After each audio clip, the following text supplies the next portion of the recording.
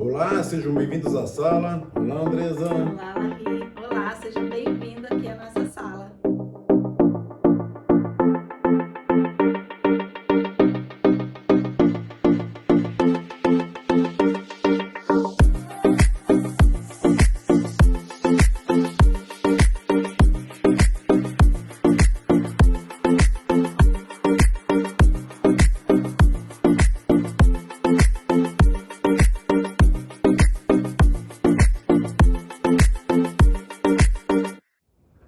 Vamos dar sequência aqui ao nosso estudo do livro de Gênesis. Estamos agora no capítulo 45. Estamos caminhando para o final desse livro, finalmente. Mas tem sido tão enriquecedor para as nossas vidas, né? Tudo que Deus tem nos ensinado, tudo que Deus tem nos mostrado, testificado no nosso coração. E o nosso desejo é que, da mesma forma, esteja acontecendo aí na sua casa, na sua vida. E por isso a gente quer te pedir que compartilhe esse vídeo, que comente, que deixe lá o seu like, porque isso é importante para que o YouTube entenda que é um conteúdo relevante, né? E a nossa intenção é que mais e mais pessoas tenham acesso ao conhecimento da palavra de Deus, aquilo que o Senhor deixou registrado para nós, né, Nahi? Para nossas vidas. Amém. Vamos lá, então? Vamos lá. Então, nós terminamos semana passada ali com aquele discurso do Judá para José, né, dizendo ali para ele sobre a dificuldade, como ele não poderia retornar sem o seu irmão Benjamim, ele se colocando no lugar para ficar como escravo no Egito no lugar desse irmão, né? A gente falou bastante sobre a preocupação de Judá com a vida de Benjamim e com a vida do pai, né, de não causar mais um sofrimento para o pai. E a gente até comentou na semana passada, né, como devia estar o coração de José, né? Todas aquelas estratégias que José criou ali, primeiro trazendo eles, acusando eles de serem espiões, depois colocando a sua taça ali para que eles fossem acusados de terem roubado. Todas essas estratégias que a gente viu José criando ali para ver se havia arrependimento no coração desses irmãos, para levá-los até ao arrependimento, né? Porque a gente foi vendo ali no decorrer da história o quanto cada coisa que acontecia fazia eles voltarem e pensarem, olha, é por aquilo que a gente fez lá atrás, é o que a gente errou com o nosso irmão, o que nós fizemos com ele, né? Eles entendiam, pensavam, olha, isso está acontecendo porque Deus está nos castigando, Deus viu o nosso pecado, Deus viu o que nós fizemos.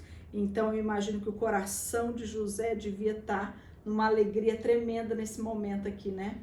E aí chega o momento dele poder se revelar aos seus irmãos, né? Até que chega a hora que agora que ele não se aguenta mais, e agora ele vai se revelar a esse irmão. E é isso que nós vamos ver hoje aqui nesse capítulo 45. Vamos lá, então? Vamos lá. Vou começar a leitura aqui, então pega a sua Bíblia, o seu caderninho de anotação ali e vamos continuar aqui.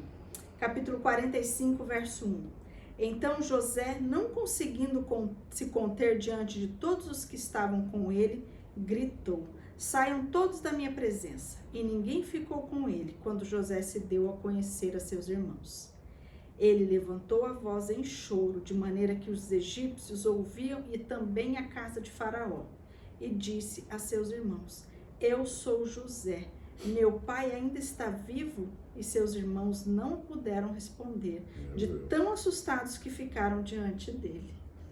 É aquilo que a gente estava falando, né? Ele já estava ali, não se cabendo mais em si ali, né? E aí ele dá esse grito, e todos os egípcios que estavam ali naquela sala saem dali e ele se revela aos seus irmãos. Ao mesmo tempo, a alegria de José de poder fazer isso, eu também penso no espanto dos irmãos ao ouvirem isso.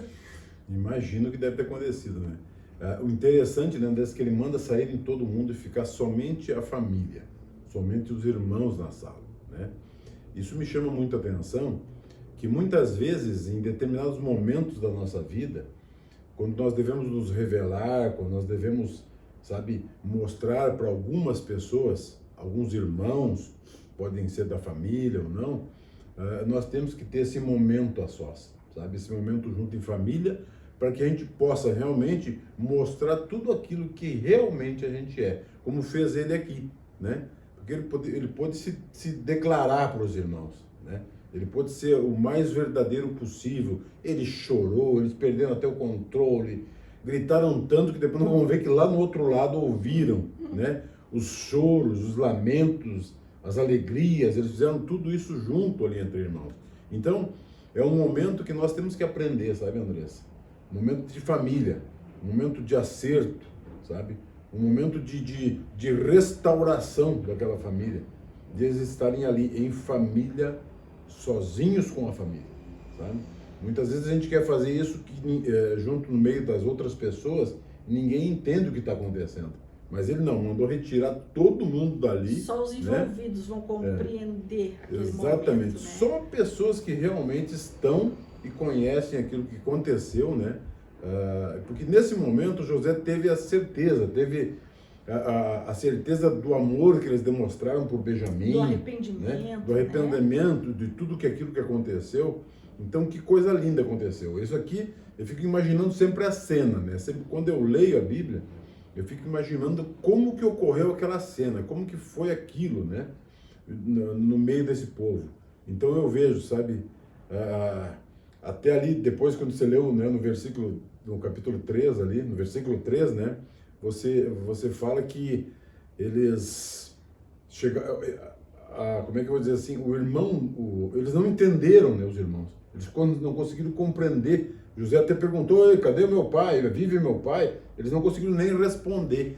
Imagina. Você falar dele falar aqui de novo, né? José, ele diz: eu sou José, o meu pai ainda está vivo? Essa pergunta aqui, várias vezes que eu li esse texto, eu me pergunto, mas de novo ele está perguntando isso? Porque várias vezes os irmãos já haviam dito que o pai estava vivo. Estava vivo. Ali ele acabou de ouvir todo o relato, toda aquela conversa de Judá ali, falando do cuidado com o pai, né?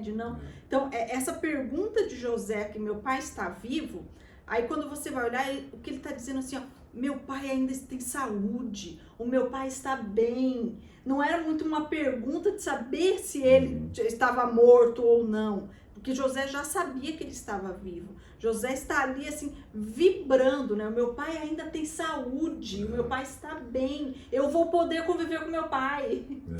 E eles estavam realmente pasmos diante dele, né, gente? Imagina. Assustados, né? Você saber o que estava acontecendo. Você vê aquilo ali. Nós que conhecemos a história, a gente pode imaginar o que foi isso, né? A gente pode imaginar, mas a gente não consegue entender o que foi para todos eles isso. Imagina só. Deus do céu, só Deus mesmo, né? Olha o verso 4, então, que diz: e José disse aos seus irmãos: agora cheguem perto de mim. E eles chegaram. Então ele disse: eu sou José, o irmão de vocês, que vocês venderam para o Egito.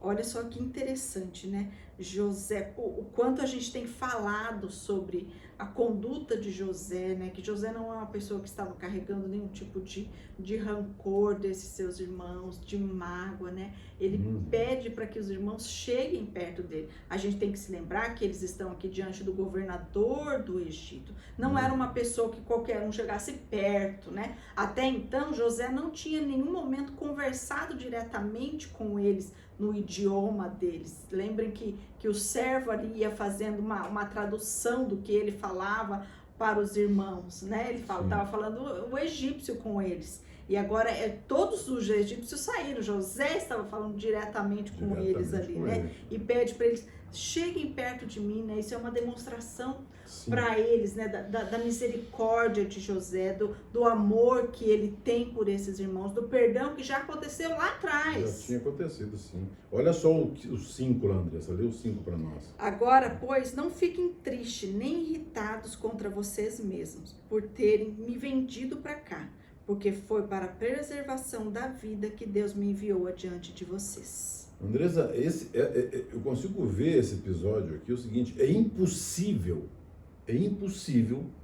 uma pessoa que não conhece a Deus compreender o que está passando aqui. É impossível. Não tem como uma pessoa entender, sabendo de toda a história, conhecendo toda a história, entender o que aconteceu aqui, gente. Somente quem conhece a Deus, somente quem teve uma experiência com Deus, pode entender o que aconteceu aqui. Essa palavra que ele falou: gente do céu, não fiquem tranquilos, sabe? Tranquilos, não tem problema nenhum, não fiquem tristes, né? Nem fiquem aborrecidos, nem porque com medo, por ter vendido eu, por ter feito o que fizeram comigo. Não, fiquem tranquilos, foi Deus que me enviou.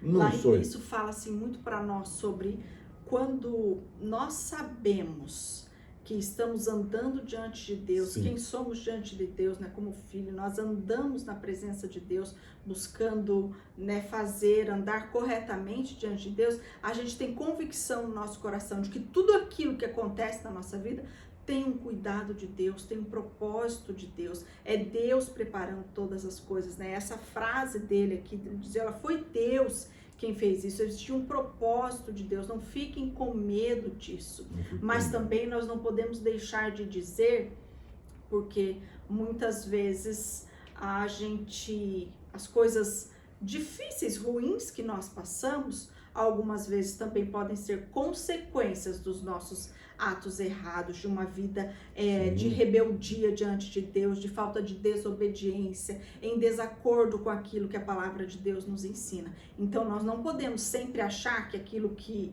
está nos acontecendo é porque, olha, não, isso de ruim está acontecendo na minha vida porque Deus tem um propósito em tudo, sim, mas muitas vezes você cava o buraco onde você vai cair, não é verdade? Aqui nós estamos falando de um homem em que nós estamos olhando todo o relato da vida dele, e foi alguém que em tempo algum agiu fora da vontade de Deus, foi alguém que teve ali a sua conduta sempre libada, né, Sempre correto diante de Deus. Então é alguém que pode dizer isso aqui, foi Deus quem fez isso, foi Deus quem permitiu essa situação na minha vida, né? Mas nós não podemos deixar de olhar assim, olha, como tem sido a minha conduta? Eu tenho vivido de acordo com os preceitos, com a vontade de Deus, em obediência a Deus ou não? Porque aí muitas vezes as coisas erradas da nossa vida podem ser consequências dos nossos atos de rebeldia, né? Por exemplo, se eu não tenho um namoro como a Bíblia ensina, se eu não tenho um namoro santo de preservar um ao outro, coisas ruins vão acontecer, e não venha falar para mim que era da vontade de Deus que acontecesse. Exatamente. Não, é uma consequência do seu ato errado, né? E da mesma forma nos negócios, em todas as áreas, né?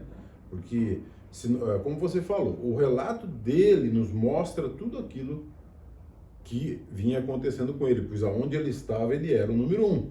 Ele cuidava, ele preservava, ele estava sempre com toda a atenção fazendo o melhor, como se fosse para Deus. Esse é o relato que nós vimos da vida dele. Ele era uma pessoa que as pessoas olhavam para ele, mesmo as pessoas que não serviam a Deus, que não conheciam a Deus, olhavam para ele e viam Deus na vida dele. Exatamente.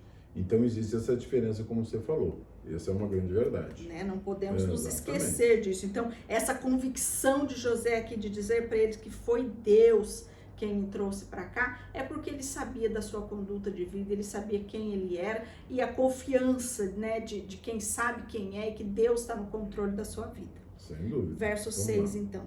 Porque já houve 2 anos de fome na terra, e ainda restam 5 anos em que não haverá lavoura nem colheita. Deus me enviou adiante de vocês para que fosse conservado para vocês um remanescente na terra, e para que a vida de vocês fosse salva por meio de um grande livramento. Olha aqui, né? Olha a visão, né? Lembra que lá no começo a gente até falava assim, eu penso que José não tem clareza do que está acontecendo com ele, né? Quando ele foi vendido, quando ele é acusado lá pela mulher de Potifar, quando ele está lá no cárcere, quando o copeiro lá que ele revela o sonho se esquece dele. Eu penso que muitas vezes José pensava assim, por que isso está acontecendo? Ele não tinha, mas hoje, diante de tudo que foi acontecendo aqui no encontro com os seus irmãos, diante da situação que o mundo atual ele estava vivendo de fome, ele consegue entender, olha, para isso Deus fez, para isso Deus me trouxe aqui, né? Mas em tempo algum ele murmurou, em tempo algum ele reclamou, em tempo algum a sua conduta de vida diante de Deus, primeiramente, foi diferente. A gente vê, né, Andressa, muitas vezes, agora no Novo Testamento tem várias passagens que falam que a gente muitas vezes não entende o que está acontecendo, mas mais tarde entenderá. Várias passagens falam sobre isso, né? E isso é exatamente essa prova aqui, ele mostrando que ele também, eu acho que não imaginava tudo isso, né? Eu acho que ele sabia que existia, que ia acontecer algumas coisas, mas ele não tinha noção Sim. de que ele ia ser o segundo homem do Egito, né? Mas não. Aí chegando aí agora ele mostra Aí ele- e fala para os irmãos tudo isso. Que maravilha, né? Ele continua a Que dizer aqui, maravilha. então, no verso 8. Assim não foram vocês que me enviaram para cá, e sim Deus, que fez de mim como um pai de Faraó, e o Senhor de toda a sua casa, e como governador em toda a terra do Egito. Então, José tem a noção, né? Viu como ele fala ali de preservar um remanescente. José conhecia a promessa lá do seu antepassado Abraão. José conhecia o que Deus tinha feito com ele. José sabia da aliança que existia ali, né? E sabia que era desse povo, dessa família, que viria o remanescente. Como a gente já sabe, vai ser ali do seu irmão Benjamim que vai vir o nosso Senhor Jesus. E mais uma vez ele repete, não foste vós que me enviaste, meus irmãos. Não foi por causa de toda essa situação. Foi Deus preparando, Deus organizando, Deus encaminhando tudo aquilo. Por isso que eu digo muitas vezes, Andressa, nós temos que voltar, parar um pouquinho, sabe? E colocar nos pés do Senhor, pedir a direção do Senhor, daquilo que Ele tem para nós, dos propósitos que Ele tem para nós. Porque muitas vezes as pessoas reclamam, que eu dei azar na vida, é isso, aquilo, falam essas coisas assim, sabe? Não é, gente. É quando a gente está fora da vontade de Deus, essas coisas acontecem, né? Quando você está dentro da vontade de Deus, quando você está dentro do Até as coisas propósito ruins de são Deus. bênçãos. Exatamente, até as coisas ruins se transformam em bênçãos. As coisas que a gente Exatamente momentaneamente, isso, né, circunstâncias que a gente não entende, não compreende o porquê aquilo está acontecendo. Dali a pouco você vai começando a compreender, né, vendo os detalhes do agir de Deus Sim. na nossa vida. Vamos lá. Então, depois de revelar isso, né, de trazer uma certa tranquilidade ao coração desses irmãos aqui, Sim. né, mostrando para eles que ele não ia fazer nada contra eles, que ele não tinha nada contra eles, né? Aí agora José dá uma ordem a eles. Voltem depressa para junto do meu pai e digam a ele, assim manda dizer o seu filho José, Deus me pôs por senhor de toda a terra do Egito. Venha para junto de mim, não demore. O Senhor habitará na terra de Gósen e estará perto de mim. O Senhor, os seus filhos, os filhos dos seus filhos, os seus rebanhos, o seu gado e tudo que lhe pertence. Ali eu o sustentarei, porque ainda haverá 5 anos de fome. Do contrário, acabará empobrecendo o Senhor e a sua casa e tudo que lhe pertence. E José continuou, eis que vocês mesmos estão vendo, e meu irmão Benjamim vê também, que sou eu mesmo quem está falando com vocês. Anuncie, meu pai, toda a minha glória no Egito e de tudo que vocês puderam ver. Vão depressa e tragam meu pai para cá. E lançando-se ao pescoço de seu irmão Benjamim, chorou. E abraçado com ele, Benjamim também chorou. Olha os sonhos do José aqui se cumprindo, né? Voltem, né? Os sonhos do José realmente agora passam a ser reais, né? Eu acho que aqui não se comenta aqui, mas na verdade começou a se cumprir tudo aquilo que ele tinha sonhado lá atrás, que ele mesmo não tinha entendido lá atrás, né? Mas uma coisa interessante, né, Andressa? Como que esse homem, assim, eu estava pensando um pouquinho sobre o tema gente, ele era o segundo homem do Egito, né? Como é a diferença de um filho de Deus, Andressa? Sabe? A forma dele se portar com esses irmãos, sabe? A forma dele falar com esses irmãos, sabe? A simplicidade desse homem, sabe? Realmente é um filho de Deus, né? Não tem, sabe? Não tem. Ele mostra aqui toda a virtude, todo o amor dele com esses irmãos e com as pessoas ele deveria tratar, sabe? As pessoas ele deveria tratar dessa forma, né? Porque a gente consegue entender que um homem, no cargo que ele estava, não precisava de nada disso. Ele podia chegar, organizar, mandar, cuidar e tudo mais. Não, mas ele pessoalmente, ele organizando, ele mostrando, ele falando, ele chorando, gente. Nós choramos. Muitas vezes as pessoas acham que não devem chorar, que não podem chorar, sabe? Porque os homens normalmente, sou macho, eu não posso chorar. Não, gente, olha só. Se abraçou com o irmão dele, choraram, agarrados ali, sabe? A simplicidade desse homem. Para mim, é um fator assim, Andressa, que, sabe, a Bíblia mostra que a fé desse homem foi recompensada ricamente para ele, realmente. Sim. Sabe? Você falando desse choro dele, né? Aqui é um choro de alegria, né? De contentamento. Sim. Mas muitas vezes ele deve ter chorado de saudade, Quantas vezes? de tristeza, né? De tudo dúvida. que estava acontecendo com ele. E a gente tem um estigma, principalmente as pessoas que são chamados o cristão entende que a gente não pode chorar, que a gente não pode sofrer. Não, a gente chora, a gente sofre, a gente sente, a gente é humano, né? Exatamente. Não há nada de errado com isso, né? Deus nos fez com emoções. Deus nos fez. Né?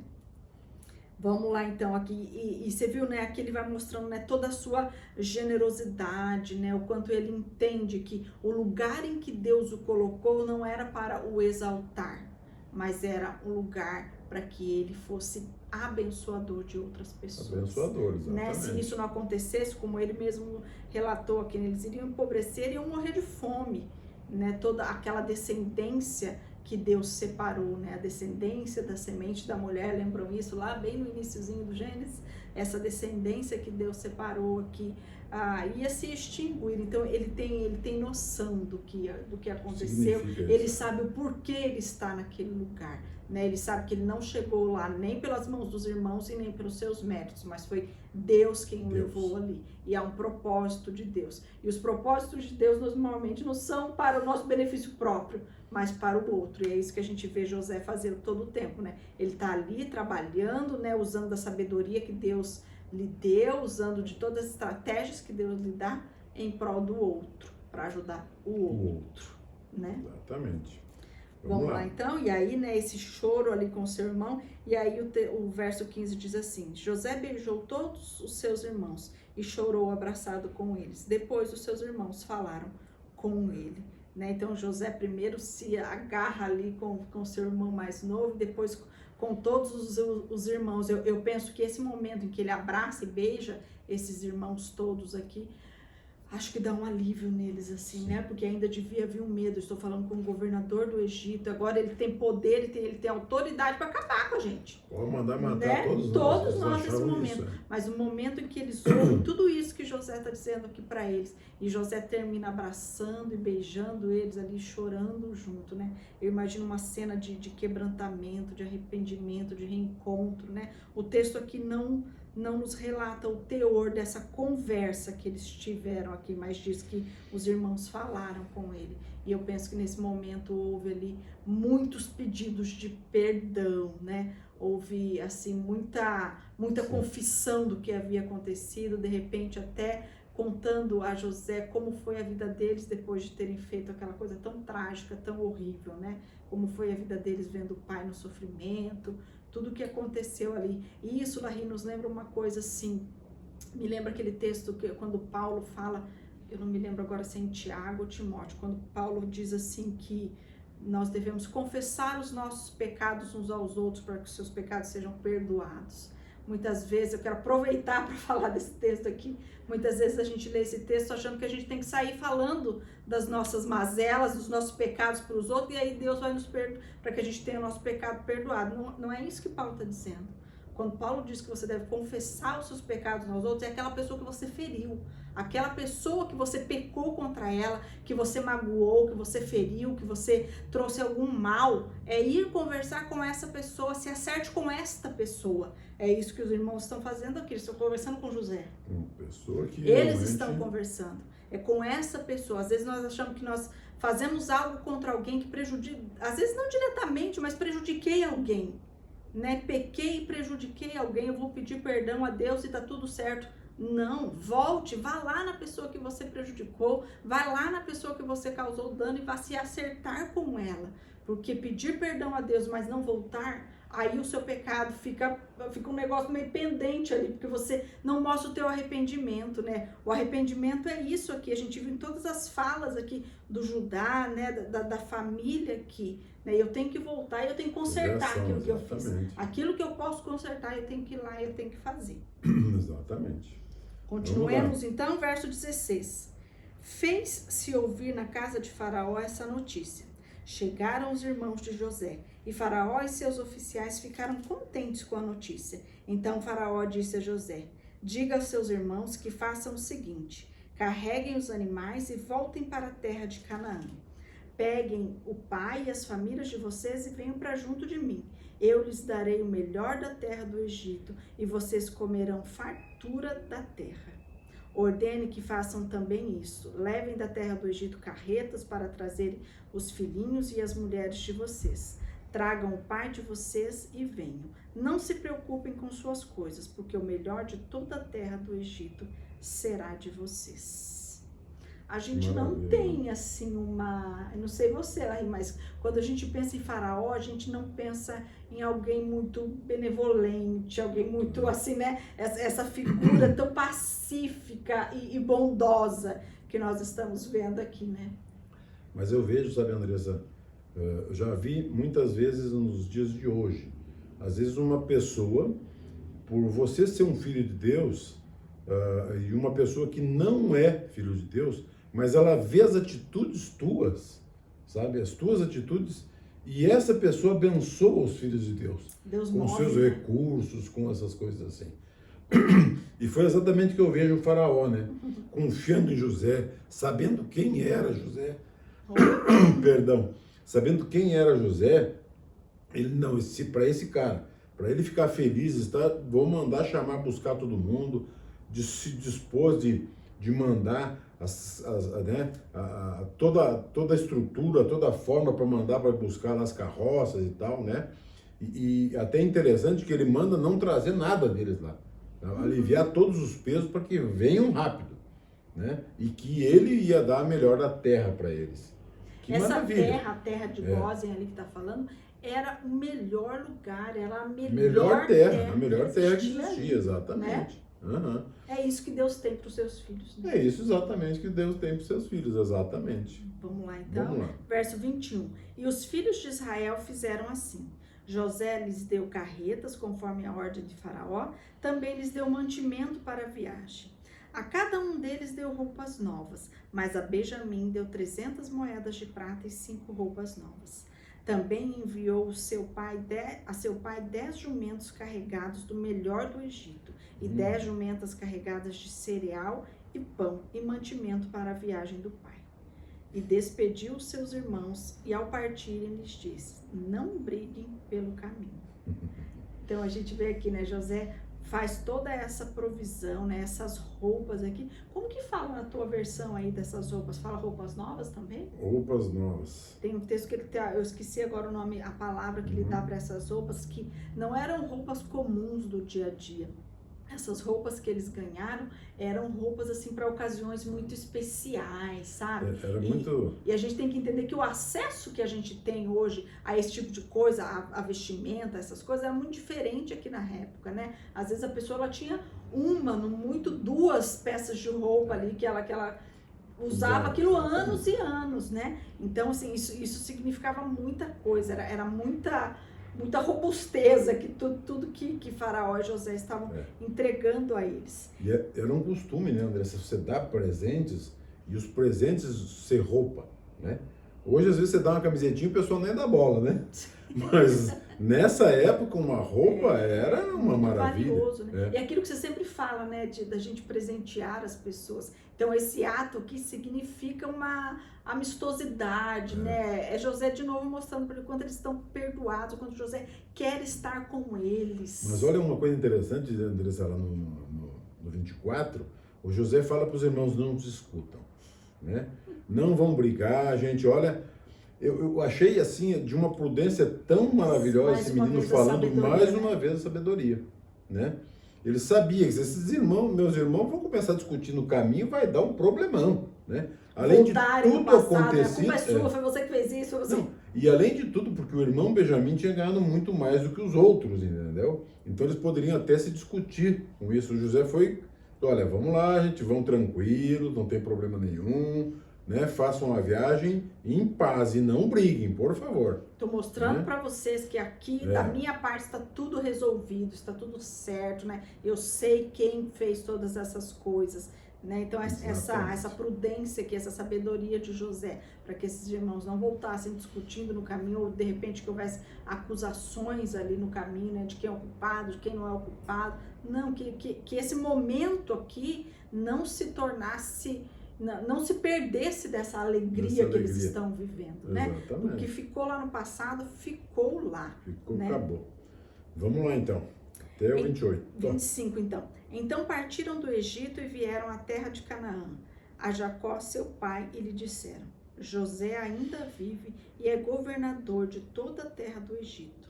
Com isso o coração lhe ficou como sem bater, porque não podia acreditar no que diziam. Mas quando eles lhe contaram tudo o que José havia falado, e quando ele viu as carretas que José havia mandado para o levá-lo ao Egito, o espírito de Jacó, o pai deles, reviveu. E Israel disse: basta, o meu filho José ainda vive, irei e o verei antes que eu morra. Meu Deus, eu fico imaginando essa cena, gente. Sabe, os irmãos chegarem lá, falarem tudo isso pro pai, né? Não fala nada aqui se o pai discutiu alguma coisa, o que aconteceu, por quê e tal. Mas que maravilha. Esse pai quase parou o coração ali, mal falando, assim, né? como eles na conversa com José deve ter havido ali o pedido de desculpas, de perdão, a mesma maneira deve ter acontecido aqui com o pai também. Mas que maravilha. Andresa, para mim aqui, é Deus, né? As histórias são relatadas na Bíblia, são todas inspiração divina, gente. E eu posso ter certeza que cada palavra, cada vírgula é para que nós aprendamos cada vez mais, né? Desde o encontro com os irmãos, da revelação com os irmãos, do choro com os irmãos, de tudo que aconteceu, né, Andressa? Para mim é incompreensível qualquer uma pessoa normal entender o que se passa aqui, né? tudo isso, porque jamais uma pessoa que não conhece a Deus, que não vive aquilo que Deus ensina, tem a capacidade dentro do seu interior, depois de estar lá em cima, no topo, querer perdoar seus irmãos e fazer o que aconteceu com esse menino. Somente com Deus, Andressa, somente com Deus, né? Eu acho assim, para mim o aprendizado dessa passagem é sensacional, sabe? É sensacional cada dia mais, a simplicidade dele com os irmãos, nesse reencontro, né? O próprio faraó sendo movido o coração de mandar tudo de bom e de prometer a melhor terra para eles, né? Aí do final que nós vimos a cautela do José, né? Com os irmãos, né? Para que evitem de eles voltarem a brigar e tal. Então são coisas assim que nós aprendemos no dia a dia, lendo as Escrituras, coisas que nos trazem, né? Nos remete naquilo que aconteceu, mas nos remete com o dia de hoje, para que nós possamos entender, sabe? As maravilhas que Deus tem para cada um de nós. E que não existe nada, absolutamente nada, que não tenha o governo do nosso Deus. Ele governa todas as coisas, tudo, exatamente tudo. Isso me lembra aquele texto, né? Entrega o seu caminho ao Senhor, confia nele e o mais ele fará. Verdade. Eu quero orar por você, se preparem aí, feche os seus olhos, coloque a mão no coração. Vamos orar porque Deus tem falado maravilhas para nós e continuará falando cada vez mais, né? Vamos lá, Senhor nosso Deus, Pai, nós queremos nos colocar diante do Senhor, meu Pai. Nós queremos nos colocar diante do Senhor para que nós possamos compreender, Senhor Deus, o que esse teu filho José fez com esses irmãos, Pai.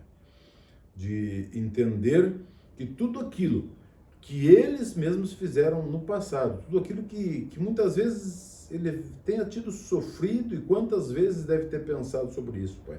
Mas que o Senhor colocou no coração dele a paz, a serenidade, Pai querido, que o Senhor possa colocar nos nossos corações e que nós possamos nos acertar com qualquer um que esteja devendo ou não a nós, Pai. Que tenhamos problemas ou não, que o Senhor esteja à frente de toda e qualquer situação. E que o Senhor não permita, Pai querido, que o inimigo fique fomentando nos nossos corações coisas ruins, coisas que não são do Senhor. Por isso nós nos colocamos diante do Senhor nessa noite, Pai, e pedimos, Pai, abre as nossas mentes, abre os nossos corações e nos dá, Pai, esse espírito de agradecimento ao Senhor todas as vezes e todos os dias, Pai. Que o Senhor seja conosco, que o Senhor seja com cada um de nós. É assim que nós oramos em nome de Jesus. Amém e amém. Amém. Vem para a sala. Quarta-feira que vem estamos aí. É isso aí. Te esperamos aqui na semana que vem. Vem para a sala.